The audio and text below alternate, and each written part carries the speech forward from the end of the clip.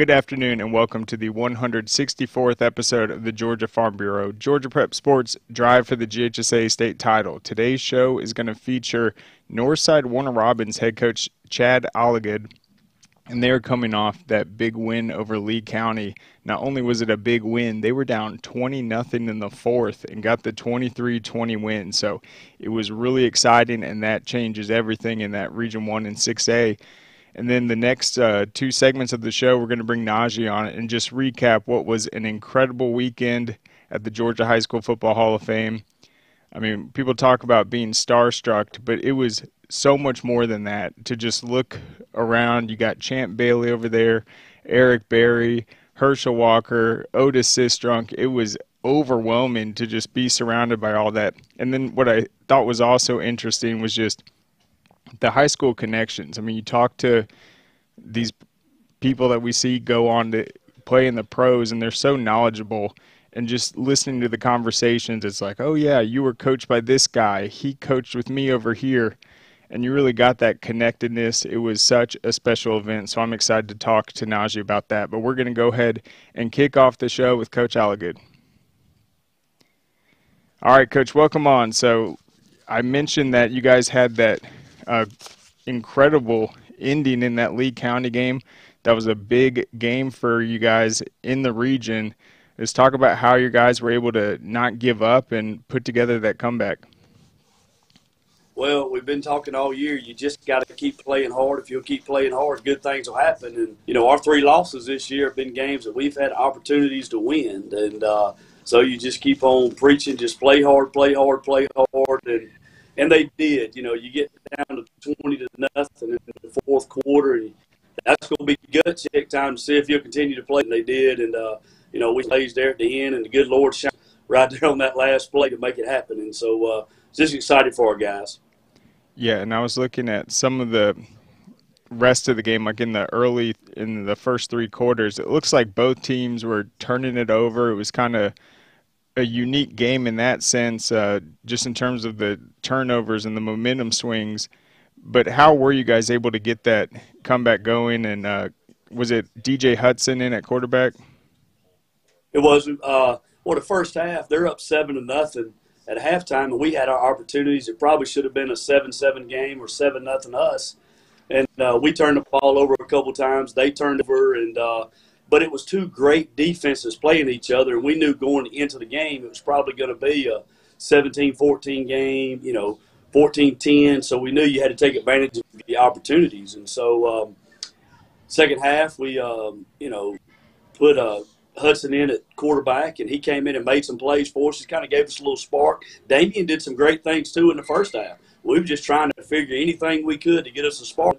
And, you know, and Hudson came in and made some great throws, two great throws for our two scores, and just excited for him. And, you know, as a coach, that's what you wanted to witness. Will the guys keep playing?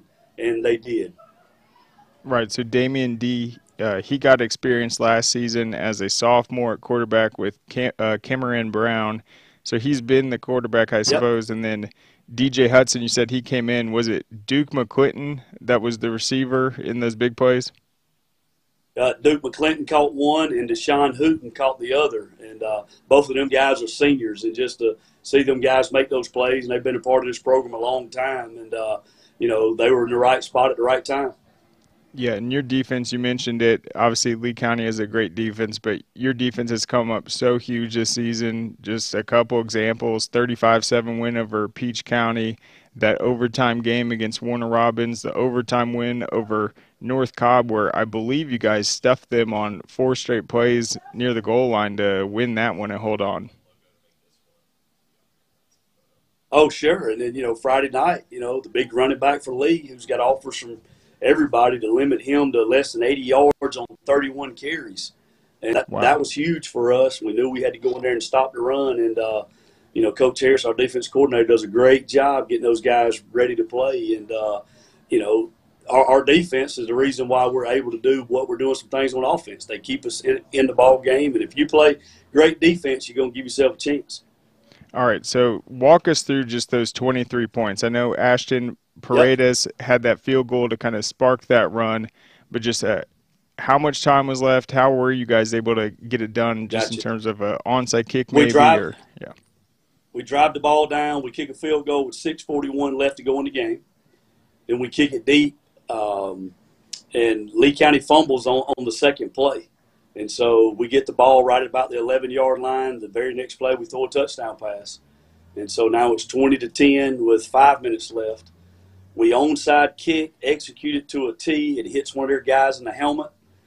We recover, and but we get to be 3rd and 30 on this possession. And we throw a jailbreak screen, and Duke McClinton catches that and takes it down to about the 6. And then the very next play, we throw a touchdown pass. So it's 20-17 with 3 minutes and 11 seconds left. We got one timeout. We onside kick. We don't recover it. And we use our timeout after first down, and then they pick up a first down. So there's about 2 minutes and 50 seconds left. And we knew if we get the ball back, it'd be about 10 seconds left to go. And so we stuff them on defense and make it 4th and 12. They're on about the 50, and 7 seconds left. They let the play clock run down, so they take a timeout with 7 seconds left. And so Coach Harris told our defense, if they don't run the punt team out there, you make sure if they run a play, you punch the ball out, and if it gets on the ground, we got to scoop and score. We can't fall on it, kick it, do whatever. I mean, he says those exact words in the timeout. And we get out there, they line up to run a play, and the quarterback drops back, and Mikael Roberts, number 16, punches it right out of his hand, and 97's DJ Hardy's right there, and he scoops it up, and he outruns 32, their running back, to the end zone. He tackles him about 1 yard in the end zone. And so if he had 5 more yards to go, I don't know if he'd have made it. But, for that to be the last play of the game, I don't know if I've ever seen anything like it. The place erupted, just like you thought it would. And it was just, a great ending to a game. That's unbelievable. Wow. And yet, I know Mikael Roberts, he was one of your big returning players defensively. Also Tyler Williams, and is it Isaiah Harvey? Yep. That's Isaiah Harvey. And they played lights out all night long. Wow, that is really special. I knew people were talking about it as a crazy ending. That is one of the most wild ones I've heard, for sure.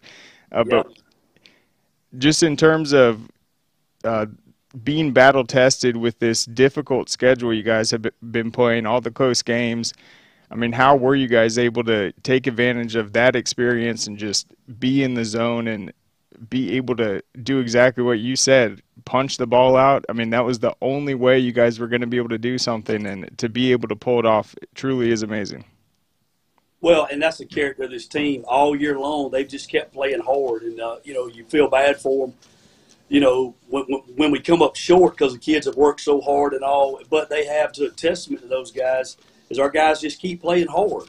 And you keep telling them that if you just keep playing hard, good things will happen. And they're very coachable. They listen, and, for that to come up in that moment. And I don't know if there's a team in the state of Georgia that's been in any situations like we've been in. I mean, 2 overtime games, 3 one-scores. We've been behind. We've been ahead.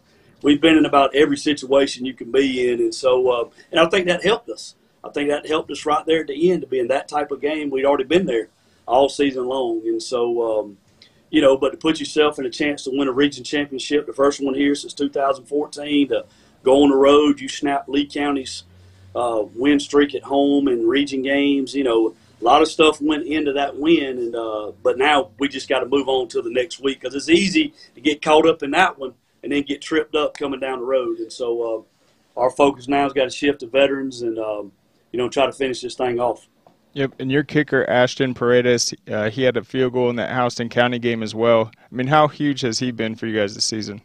He has been lights out. I mean, he kicked his kickoffs were great, kicked a couple in the end zone. We skied a couple of them, let our coverage get down. He averaged 40 yards a punt. The other night he flipped the field twice on punts. I mean, he has just come up huge all year long.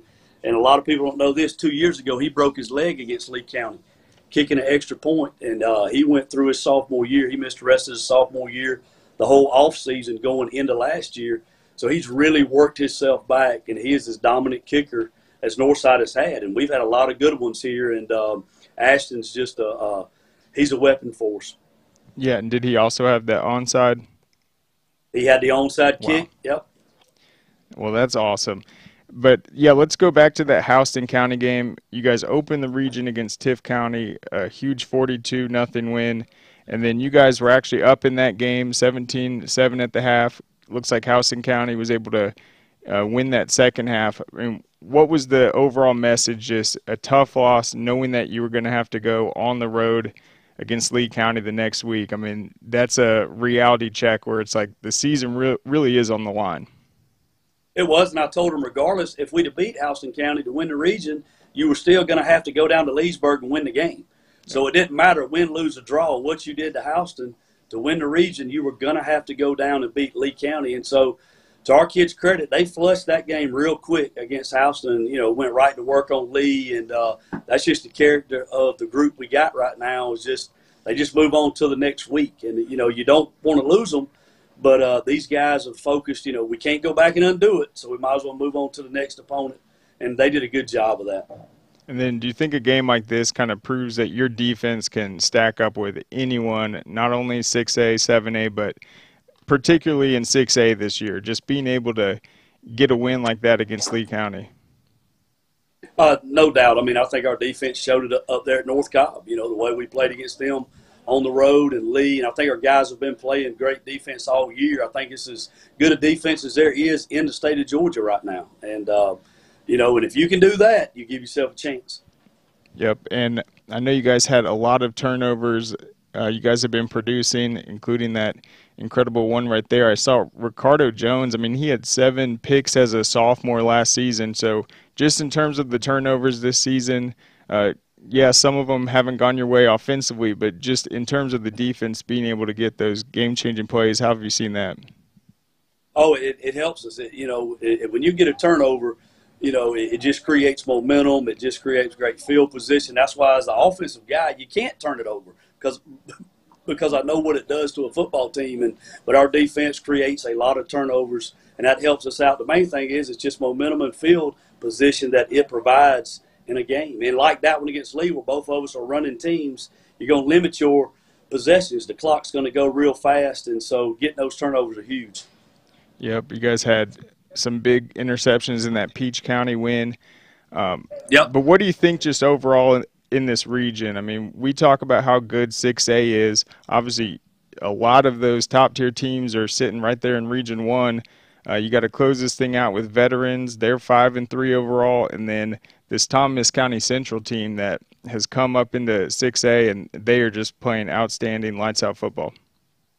Look, I think the 4 teams that make it out of our region can make a run at it. I mean, yep. I really do. And, you know, you better be ready to play each week in our region.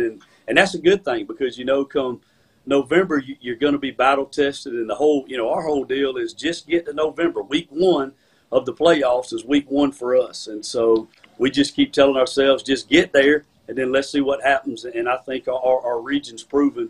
I mean, 3 of the top 10 are from our region, and we're not even one of them ranked, you know, and so that tells you how tough our region is. And so you better be ready to play each and every Friday night. Well, Coach, I put you guys in the poll. You guys are Good in the deal. Score Atlanta one, so respect.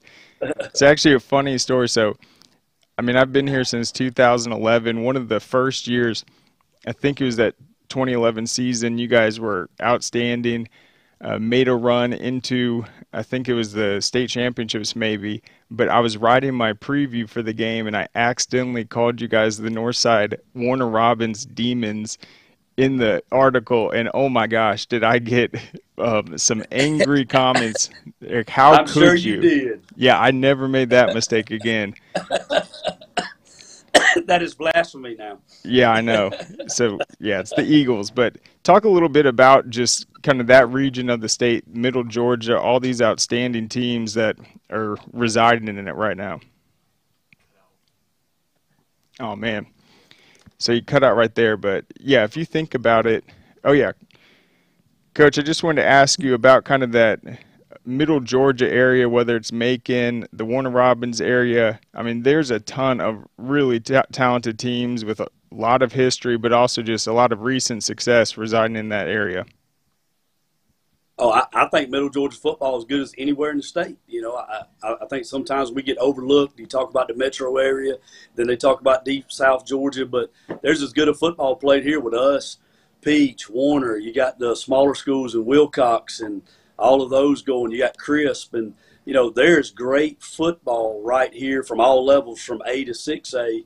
And I think it helps us out. Jones, you know, this is the first time that we really in this area have all played each other, too. You got Perry in the mix, Perry, Warner, Jones, Hoko, you know, Peach. We all played each other, whether it was scrimmage or on the schedule. I think it's helped us all get better, too. And, you know, there's great coaching here.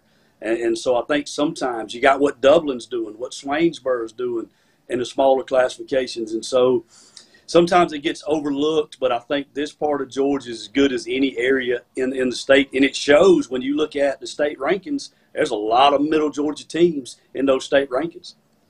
Absolutely. Yeah, you mentioned the Perry team. I mean, they played Houston County week 1, 57-56 game, and we've seen how good Perry's been since then. But in terms of the Houston County team, you got in that situation, you're going up against just an electric quarterback.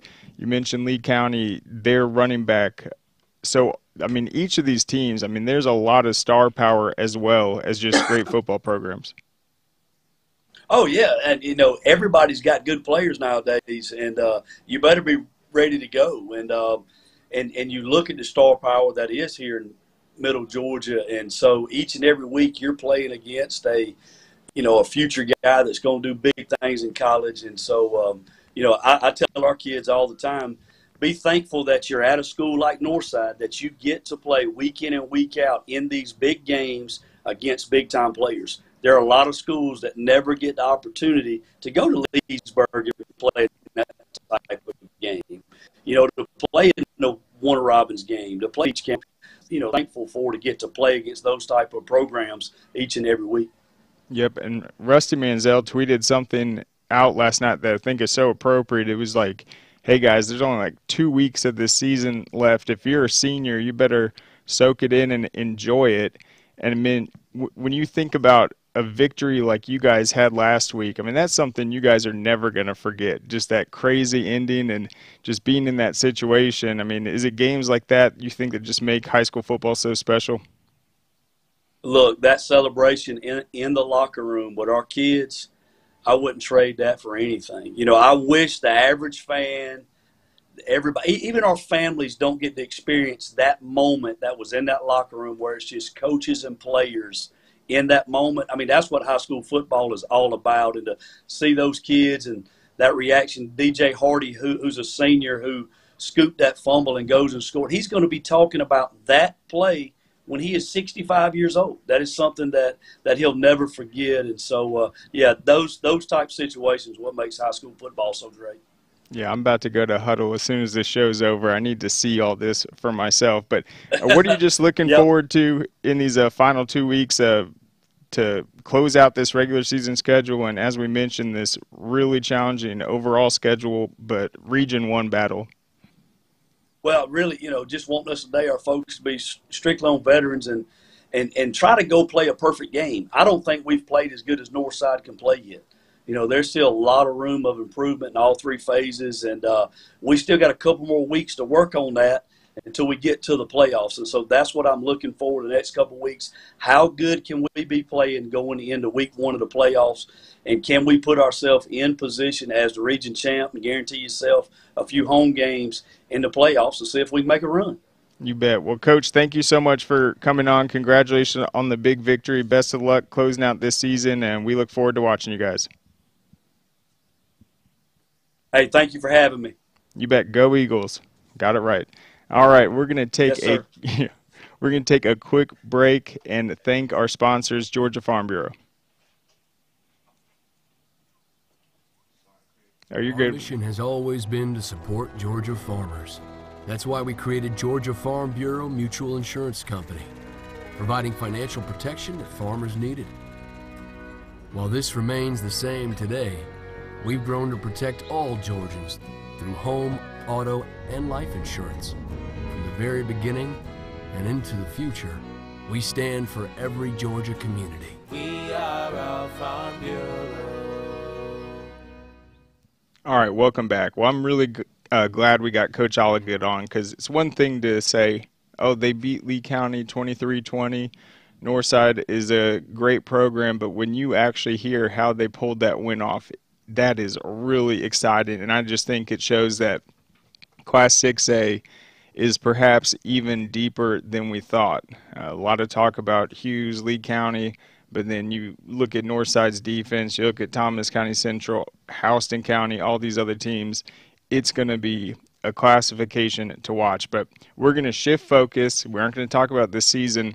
We're going to hone in on what this inaugural Hall of Fame was like this weekend, and just the collection of just amazing talent, the appreciation that all the inductees had, and just what it was like to be there for this historic event. So we'll bring Najeh on right now.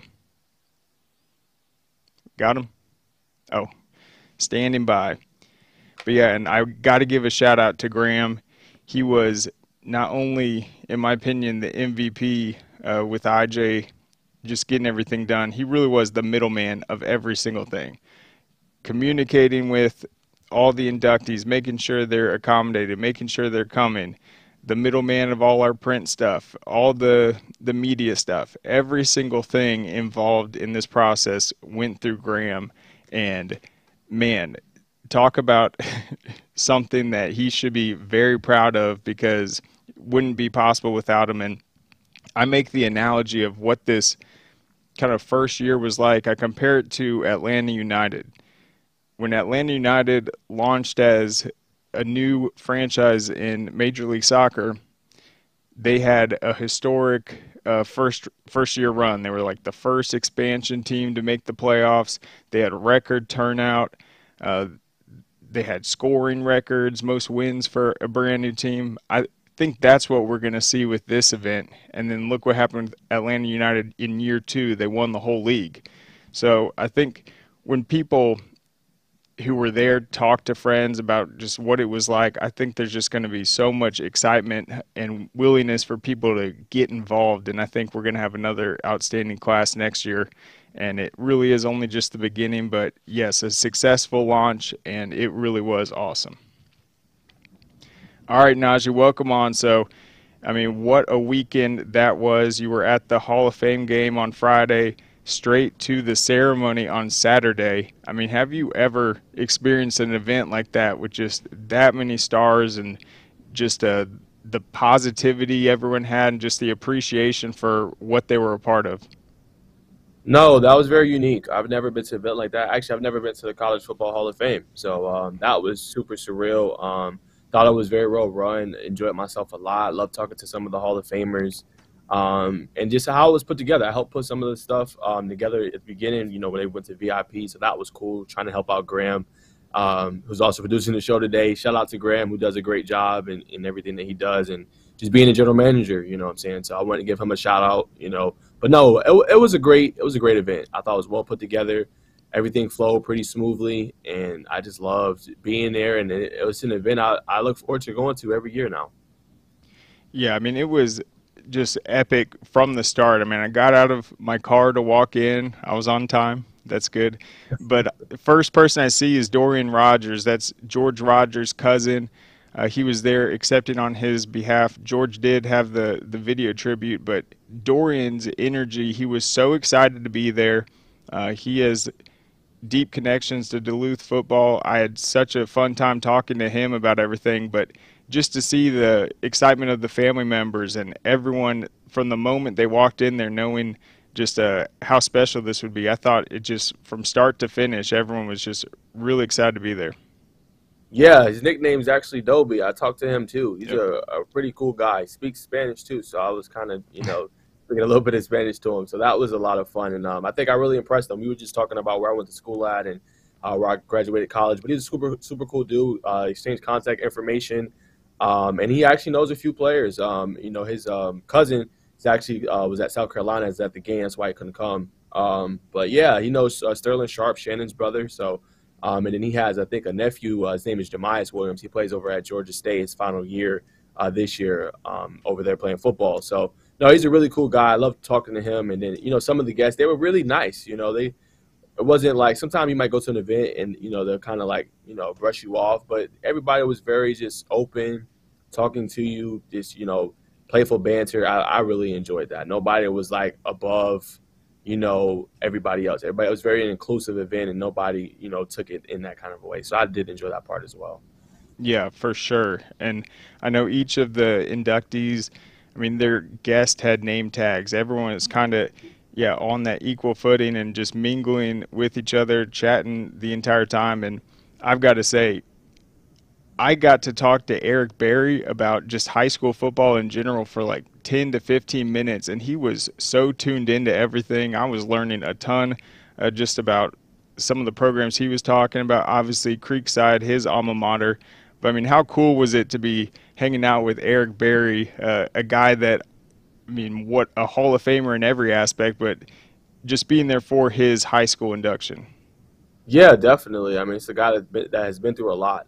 He battled cancer, staved it off, fought that off, came back into the league in the NFL, played some more for the Chiefs. But, I mean, yeah, he was a really nice guy, really down to earth, talked to you and everything. So, I really meeting, snapping a photo with him. I just remember being a kid, watching him play, just watching him just move sideline to sideline, flying around to the football.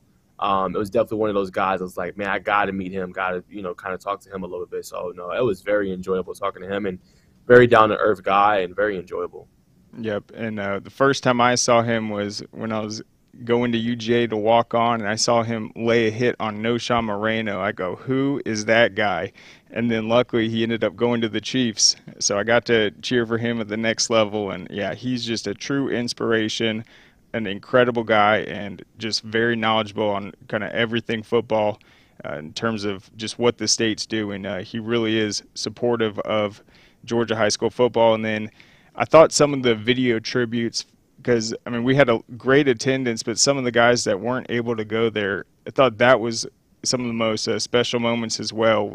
In particular, Tikio Spikes, when he got his jacket delivered on the set of SEC Network when he was about to call a game. I mean, his reaction, his speech was so incredible, and I think he said something, he was either quoting his mom or his dad. He's like, anytime someone appreciates kind of the work you've done or the career you've had, you really need to appreciate the praise. And I think he just had a great message. So I was really excited to see Tikio Spikes, and I think his coworkers said it right. I mean, what's next? The NFL Hall of Fame for him, and what a player. Yeah, what a player. I think they say he's one of 7 linebackers to have over 200 or 250 starts in the NFL. So that definitely distinguishes him. And I just think, he was very trying to think of the word. He was just very modest, I thought he did a great job of, just appreciating the award, appreciating the honor, and, just accepting it the right way, I thought. He shout out his mom there and, said whenever somebody, gives you praise or something, make sure you're appreciative of that. And I thought he that, but, he had to work new job at SEC Network. But I just thought seeing that video was really great. He really appreciated it, was smiling, loved it. So, I mean, just seemed like a great person. Unfortunately, we didn't get to meet him, but it seemed like a really down-to-earth person as well. Yeah, and, I mean, it was so well done. I mean, his daughter's there getting the jacket, getting the medal, and then you see her dad up there, and I know she had a great time as well, just representing him. That was well done. I thought same thing with Jeff Francoeur and his dad. His dad was there. He was covering the NLDS or CS, whatever it's at right now. And then the one standing ovation, what was that? Clint Castleberry, the Georgia Tech star that was tragically killed in the war at the age of 21. His numbers retired at Georgia Tech, number 19. But I thought that was a really special moment, too, because that's obviously a guy whose career and life was cut short, but his high school accomplishments did not go unnoticed, and now he's going to be in this Hall of Fame with all these great players. Yeah, that was a great moment. Everybody stood up and they clapped for him, and you could just tell just the impact he had because it affected everybody, and everybody was kind of in tuned, and it was, I wouldn't say emotional, but it was very in tune into it, and was very into that moment. So obviously he meant a lot. I just love how they, paid the tribute to him. And I'll shout out, kind of what he did too. I thought just playing that song of that era or that song of that year was super duper cool for the players. So I really loved whoever designed or thought of that idea. I think they should do that every year. I mean, that was just incredible in my opinion. Yeah, so you guys, this will be airing, I believe, a week from today on Peachtree TV. You'll be able to see the entire induction ceremony. But yeah, what Najeh was pointing out, Chase, his DJ name, I believe, is Chosen. He took a song from each of the inductees' graduation year from high school and played it. So we had some that were from like 1890 that at first we were like, what's going on with this music selection? But then I thought that did kind of lighten the mood a little bit, and it would be funny. I mean, I wonder, I graduated in '06. Who knows what the top song was then, but I think I graduated around the time Eric Berry did, and so he came out to Gnarls Barkley and Charles, and I just thought that was just an epic moment too, because it kind of matched his vibe. He had the most swag out of anyone there, and just to see him walking up just with that song playing, I thought that was a really special, kind of unique thing we did in terms of just playing songs from their years. Yeah, very unique. I mean, like I said, I loved it. I really enjoyed it, and I thought it matched the player almost, essentially when they came up, and like what they meant to their team in that era and stuff like that. So I loved that. And also, man, we actually did it live on YouTube. So we actually have the link. We'll link it down below if you guys don't want to wait till November. We have it all up on our YouTube page at Score Atlanta. You can go and watch the full ceremony. It's all the way up there. I think it's about 3 hours or so. It starts at about the 11:45, 46-minute mark the ceremony does. So if you guys don't want to wait and you guys want to see it now, go to our YouTube page at Score Atlanta. It's all up there. Absolutely. That's a great point. Yeah, subscribe to that, watch it there, and then also tune in, DVR that next Monday, because I'm sure they'll be adding some production things to that. And Graham informed me that the 2006 song was Sexy Back, so if I had a career like them, that would have been an interesting red carpet walk. But I also thought just guys like Mel Blount, his son was there. I mean, his son looked like he could have been an NFL defensive back or starting safety. He was absolutely jacked. I thought Andre Hastings was awesome. Yes. Otis Sistrunk. I mean, all these guys, it was just really special. Yeah, Andre was a super cool guy. I actually got to talk to him too, and he was just very sincere. And, he just is a very cool guy. We talked for about a good 10 minutes, just asking him, how his career went and, things like that. And, some things he likes to enjoy and hobbies and different things like that. I almost asked for his picture, but like he was on the way out towards the end with his daughter. So I was like, I'm not going to bother. But, I got to greet him then, and I got to greet him after he, got the told him to his hand. So that was one of the ones I really enjoyed meeting and kind of talking to was Hastings. And then Sistrunk as well. His story is interesting as well. I mean, he went to the military, came back. Someone kind of just seen him at a camp, I believe. And then, he just kind of, got noticed. He was part of those historic Raider teams in the 60s and 70s. So, I mean, his story is just incredible, being in the military and then getting noticed by one coach. And then that just made the opportunity for him. And I believe – Craig can correct me if I'm wrong. He's in the Pro Football Hall of Fame, I believe. I'm not sure. Let me see. I don't think he is, but he's definitely in the College Football Hall of Fame. And, yeah, he's a multiple Super Bowl champion. And then he was the one, I think, was it Howard Cosell called him, said he was from the University of Mars because he was such a great athlete. But there were some clever, funny speeches as well. I liked Monty Williams talking about what his coach told him before the state championship game against Buford his senior season, basically just like, hey, man, I'm going to need you to run the ball a lot. And he's like, all right, let's go. And then the other funny one I thought was Bill Curry, the legendary coach, legendary player, and what he was saying about, he basically admitted, he's like, yeah, I was in school and none of the girls wanted to date anyone that wasn't a football player. So I said, oh, I better be a football player. And then they wanted me to be a center. And I was like, a center? That sounds awful. I don't want to be a center. And then he ends up, what did he say? Being the center for Johnny Unitas, all these guys in the NFL is truly amazing. No, definitely. I mean, that speech was great as well. I mean, I want to be a guy that's, on the outside, guys getting to know as the quarterback or the receiver or something. But look what he made into it, and then now he made such a great career out of it. So that was a super cool speech. I liked the Hastings speech too. His was kind of funny. He was like, I forget the question, but it's asking him, like I guess like how his high school career was. I can't remember the question fully, but he was just like, when you feel like, what you thought about? He's like, just don't embarrass mama. Like, Yeah. was No, pretty that was funny good.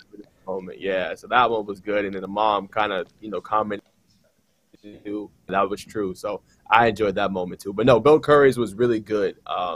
That's kind of rings true almost today too. Yeah.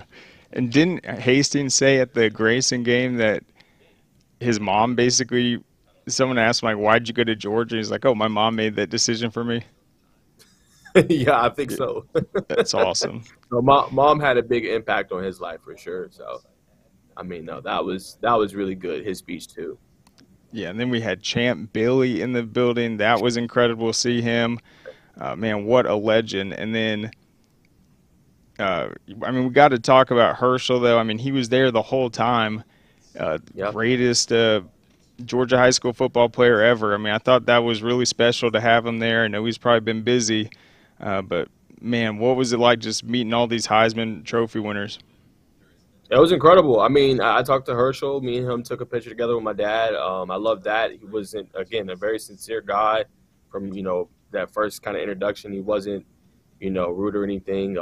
So I kind of, talking to him a little bit and, things like that. And I thought his speech was good, too. It wasn't, without getting too into it, it wasn't very political. I thought he just, got to the point and, said what he needed to say, for Herschel. But no, I mean, it was great, meeting those guys. Like, I just grew up. I just remember growing up watching Champ Bailey play for the Broncos, being like a cornerback and being at the top of his position, watching Eric Berry, watching Herschel Walker, his highlights, and watching Shannon Sharp be like the top tight end probably ever to play. I mean, now he got some people in competition with him, of course. Travis Kelce for the cheese, for the homegrown cheese that Craig likes. Rob Gronkowski and stuff like that. But I mean, just incredible. I mean, his story. If you go back and look at his story is incredible. Living with his grandma, being poor and what him and his brother made of it. Both of them made it to the NFL, and now it had great careers. And then now, Shannon is obviously, a Fox analyst and does a show with Skip Bayless, Undisputed. So, I mean, it's just incredible what these players made. And then another thing was kind of Champ Bailey's speech stood out to me, too. He said, I kind of vividly remember, he was like, there wasn't much opportunity in Charlton. So he said, I wanted to, be different, essentially. I wanted to, kind of make a difference and, be able to get out of there and seek other opportunities where I could come back and give more opportunities where I was from. And he said, it wasn't a knock against where I was from, but it was more so just there wasn't a lot of opportunity. And I wanted to, make something of myself, essentially. So, I mean, I enjoyed his too. So talking with them was just great. Yeah, that was a common theme, and it's really true. I mean, all these superstar players that have come through, elevated the state, and then given back and helped the next generation. I think that is special. A guy that's doing that right now, Terrence Edwards, he got in. He's coaching football now. His brother gave him the jacket. Maybe he'll get in next year, but I thought that was really special. And then a couple other guys we didn't mention, Garrison Hurst. I mean, what a legend right there. Fran Tarkenton, his son, was there to accept on his behalf. That was awesome. And then Darius Walker, his father was there. Buford legend right there. And then Charlie Ward was in the building. I mean, what just a special opportunity to meet him. I mean, an athlete that not only had a great football career, Heisman, but was able to go on to the NBA. Yeah, that was super cool. That was just a phenomenal two-sport athlete. I know my dad was we stood around for a little bit there towards the end. He was trying to get a picture with him, but he was kind of, tied up with some other, people around him and taking some photos. But yeah, my dad said, yeah, he was an incredible athlete. I remember my dad telling me a little bit about him and, what he did and difference he really made. So, no, it was incredible seeing him. I wish I could have talked to him a little bit more than what I did. But, just incredible athlete. I watched some of his highlights in film. And just incredible. Yeah, for sure. And, I mean, we really appreciate guys like him because he brought a huge crowd with him, brought a lot of his family members. I mean, a bunch of these inductees did, and I think that's kind of what helped just the overall atmosphere of it. It did feel like a family celebration. I mean, it was really special. Just the overall energy, the way the event played out. I know we are looking forward to these next years, just seeing what's going to come. I wanted to mention, though, I think they mentioned it during the ceremony on kind of what next year's class is going to look like. The board's going to meet. We're going to decide how big the class is going to be. This year it was the 9 Pro Football Hall of Famers plus the 36 that were voted in, so that was a 45-person class. I would think it probably be a little smaller this next season, but man, there are still so many guys that came close last year. Jeff Saturday, the longtime center for Peyton Manning. You had, gosh, who went to else? Georgia school? Yeah, and then Didn't know that. what's his name? Jamal Lewis. Yeah, he was really close to getting in. You have Sterling Sharp, Shannon's brother. I mean, he's got to get in next year. So I think this next season, when we start getting the nominations, once people kind of look at who was represented in this class, I think it's going to be another just absolute smashing success in terms of just a star power class coming in. So I think that's exciting. Just have this first one in the books and just see where this thing grows. But I do encourage everyone to go to the Score Atlanta YouTube page, watch the ceremony. I think Najeh and I have both retweeted it. If not, we'll do it again, and then tune in a week from today or DVR it and kind of see the HD up-close production value of the event. So we're going to take one more quick break, though, and get into kind of what's on the upcoming schedule and what these next 2 weeks of the regular season are going to look like. Thank our sponsors. First, though, Georgia Farm Bureau. Our mission has always been to support Georgia farmers. That's why we created Georgia Farm Bureau Mutual Insurance Company, providing financial protection that farmers needed. While this remains the same today, we've grown to protect all Georgians through home, auto, and life insurance. From the very beginning and into the future, we stand for every Georgia community. We are our Farm Bureau. All right, welcome back. We're going to reset back into what's going on this season, but I would be remiss if I didn't mention the special moment between Jaden Gibson, the Raven County receiver, and then Stan Rome, the Valdosta legendary receiver, ended up playing for the Chiefs. He had the all-time state record for career passing yards. That was 50 years ago, and Jaden Gibson of Raven County just broke it last week, and they were able to come in, and as Stan Rome was inducted, Jaden was able to join him up on stage. That was an epic moment as well. But let's get into it. Najeh, I thought Grayson might have been coming off a game against South Gwinnett where they felt they didn't play their best football, but they looked really solid against Brookwood, and I think the Rams are starting to hit their stride. What were your takeaways from that Hall of Fame game? Just Grayson being a host. There's a lot going on, but for them to just come out and get that big region win and kind of shine against Brookwood. Yeah, I thought they did their thing. It was a 14-0 game at halftime. I thought it was a really defensive game to start. Brookwood comes out second half. Bryce Dobson has a kickoff return for a touchdown. Gives Brookwood some much-needed momentum that he didn't have all game. I thought Grayson defense played great in coverage. That was something that head coach Adam Carter talked about a lot. Said that, we've been banged up in that area. We haven't had back-to-back starters in weeks. This was the first time he had back-to-back starters in, I think he said, almost a month. After that, after his kickoff return for touchdown, Grayson scores is 21-7. Dobson scores again on basically an inward hitch route. Just goes to the side and then, turns on the afterburners and gets into the end zone. But the key to this game, it was 21-14. I believe Brookwood forced a 3-and-out, or they forced a punt, either or. And they were on the 10-yard line, 3rd and 8, 3rd and 9. They run 2 inside hitch routes with Bryce Dobson and Miles Massengill, and they have another receiver run across the middle with 3 Grayson defenders around them, turns into an incomplete pass. I thought that was the key in the game because I felt too many times they didn't throw the ball deep enough downfield. They didn't get the ball to their playmakers enough in that game, I thought. So that made a difference because right after that drive, Grayson goes down and scores. They kind of put in their stamp in the phone of the game. They force another punt, and then before you know it, Grayson is just rolling. So I thought that was the key and the difference in the game. I just thought he didn't go downfield enough. I thought Lonergan, although he played okay, he played decent, I thought he was holding the ball a little bit too long. And then for Grayson, they just ran the ball well. Alston, their sophomore running back, had 12 carries for 165 yards and a touchdown. Joe Taylor, player of the game, who I got to interview, had an incredible game. 22 carries, 88 yards, 4 touchdowns. Really just physically imposed as well. He had several runs in that game where like he was kind of stopped, and he just kept pushing, kept moving his feet, kept pushing, and the offense pushed him to a first down. So that's a kid that doesn't get enough notice. I don't think should have more D1 offers than what he has currently right now. But just an incredible guy, very humble, gives all the credit to his offensive line, wants to be kind of that leader and that influence on the kind of the younger kids in the program, and it really prides itself on kind of just having results and being able for his team, like how do they respond. So I really enjoyed talking to him, but that's what really stood out to me in that game. Yeah, your coverage was outstanding. I thought, Amon Alston had a great game, the 73-yard touchdown. Joe Taylor, you mentioned the 4 touchdowns. I thought Jeff Davis played well. That one interception that Brookwood had late, that was just a great play by that linebacker. Yeah. I forgot who it was. But then who was it who caught that sideline catch that you got on film? Was that John Sineas? JoJo Stone. Okay, JoJo.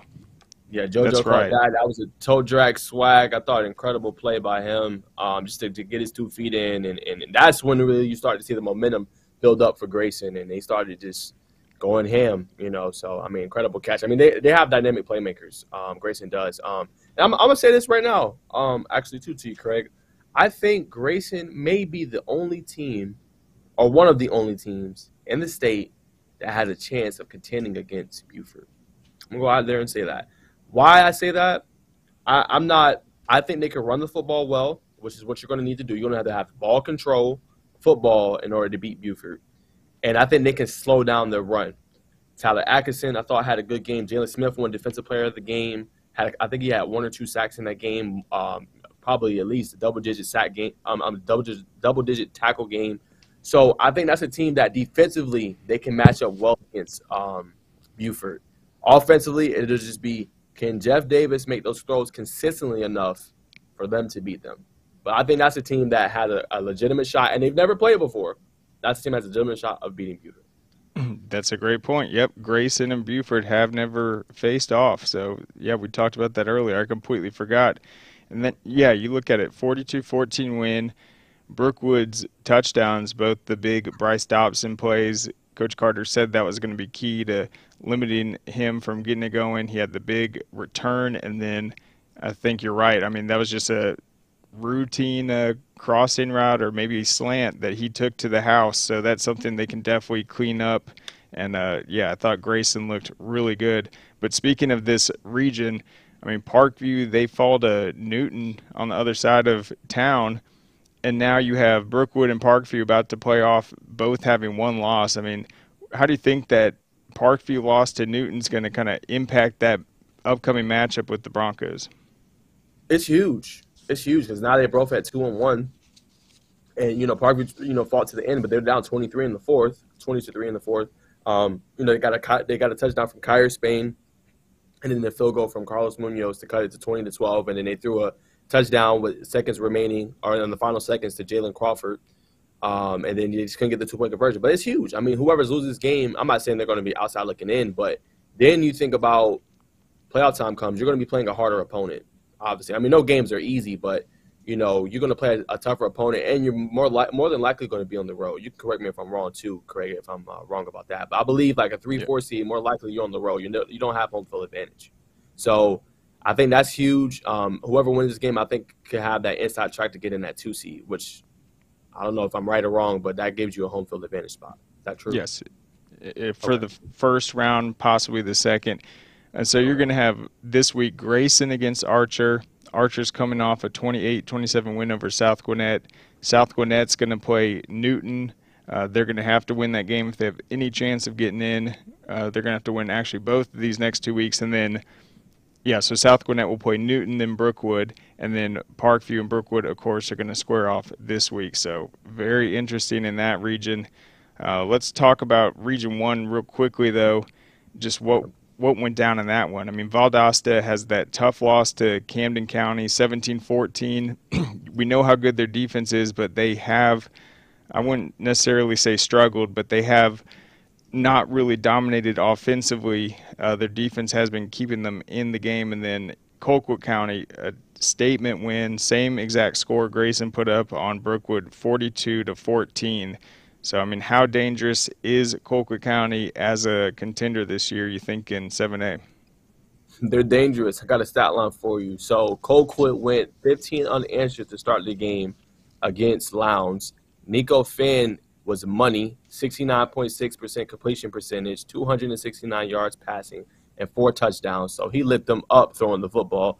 Also, he rushed for 87 yards and a rushing touchdown. So it's 5 total TDs for him.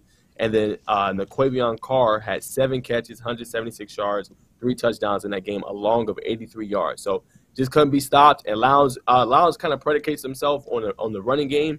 Only in that game, they only had 40 yards rushing total. It was already 29-7 at the half, so they were already facing an uphill battle. So we got a big game coming up. We got Colquitt County against Valdosta. So if Valdosta wants a shot at this region and winning this region title, they're going to have to go in that game and win that, obviously, against Colquitt. So I think we got a big major game going on between those two. And I mean, defensively, I like the way Valdosta plays. I think defensively, they're going to be in a lot of games going big region games and going into the playoffs. I think they're going to be a lot of games. The question will be, can their offense get back going to how it was earlier in the season, putting up points? But they can win ugly, they can win defensively, and then they can win throwing the ball. But big win for Colquitt, obviously beating Lowndes and, improving into, I think it's 8-0. That's right, and Lowndes is going to play Richmond Hill. They're both 0-2 in the region, so that's kind of for that fourth and final playoff spot. That would be a big one as well. Also in 7A, though, I mean, looking at what Mill Creek did against Collins Hill in that response from the Buford game, I mentioned a little bit, they had a punt return touchdown, a kickoff return touchdown. Caleb Downs returned an interception for a touchdown. He also had a rushing touchdown. They absolutely dominated Collins Hill. I mean, that was a big statement for them to bounce back from that one. Final score right there was 54-0. So do you think Mill Creek might be back on track? Oh, for sure. They're another team. I think that'll be obviously in that conversation of contending for a title this year. The key will be, can they get the stops defensively and can they slow it down, when it comes to those big games. But no, I mean, they got back on track. Clark had a good game in that one. They ran the ball well, and they got a contribution. The big key in that game, they won in all 3 phases of the game. They won in special teams, they won defensively, forcing 3 interceptions, and they won offensively as well. So they're just dominant performance, and I don't think Collins Hill makes the playoffs this year. Yep, and I do want to shout out Norcross because they improved to 4-0 in Region 7. So was North Gwinnett. North Gwinnett's going to play Discovery. Peachtree Ridge is going to host Norcross, and then they're going to square off in the season finale in 2 weeks for the region title. That Norcross-North Gwinnett game will be very interesting. But before we close out the show, let's talk about 6A. There are some big matchups. GPB is going to be at the Hughes-South Paulding game. That will be a big test for both those programs. Hughes looks unstoppable, but South Paulding, they've got a lot of talent as well. And then we have another massive 6A showdown that we're going to be televising, North Forsyth versus Gainesville. I mean, Gainesville, they've been the talk of the town this season just with their undefeated start. But, I mean, North Forsyth has played some tough football. So how excited are you, though, just to get to watch this Gainesville team that has been able to just have such a strong season? Yeah, I'm excited. Hopefully I'll be able to kind of look at their indoor facility a little bit. I was able to ask Coach a little bit about that. But no, they've had a good season. I believe they're 8-0 as well. They ran over Shiloh 30-47 on the road. The guy I was talking about last week, Naeem Cheek, scored 3 rushing touchdowns. Baxter Wright had 2 passing touchdowns. So this is a team also in 6A football that's looking like they might be on the collision course, getting to the semifinal and into the final round, So I thought they played well. I can't wait to see how their team looks in person. And for North Forsyth, a couple, losses early in the season, but I think that kind of helped mold them where they are now, and seeing if they can contend with some of the top teams in the state. And I think Gainesville is one of those teams. So undefeated in the region, and this could be very well for the region title. So I'm excited to see how North Forsyth is going to look offensively in this game, and then excited to see how Gainesville looks just overall.